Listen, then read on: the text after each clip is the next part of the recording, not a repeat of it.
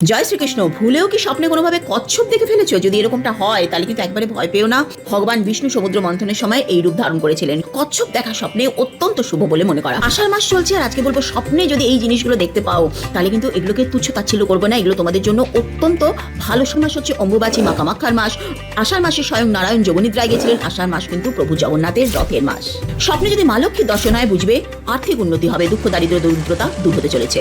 স্বপ্নে যদি by chance ইঁদুর দেখে ফেলো তাহলে বুঝবে শ্রী গণেশের কৃপা রয়েছে, আর গণেশের কৃপা মানেই মান সম্মান যশ তোমার বৃদ্ধি হতে চলেছে। তোমরা কোনো মন্দিরে গেছো দেখো তাহলে সেটাও খুব ভালো, কারণ কি অবচেতন মনে প্রভু ঈশ্বরের কাছে পৌঁছে যাচ্ছে। কোনো খালি পাত্র দেখলে বুঝবে ধন প্রাপ্তির ইঙ্গিত দিচ্ছে। ঝাঁটা দেখলে খারাপ মনে করো না, এটাকে মা লক্ষ্মীর প্রতীক মানা হয়। আর কোনো গরুর গোবর বা ঘুঁটে দিচ্ছে এইগুলো যদি দেখতে পাও তাহলেও কিন্তু অত্যন্ত শুভ। আবারও বলে দিচ্ছি, এই স্বপ্নগুলোর ব্যাপারে কিন্তু কাউকে কখনো বলবে না, কারণ কি স্বপ্ন বলে দিলে পরে তার সত্যি হওয়ার সম্ভাবনা অনেকটা কমে যায়। কমেন্ট সেকশনে অবশ্যই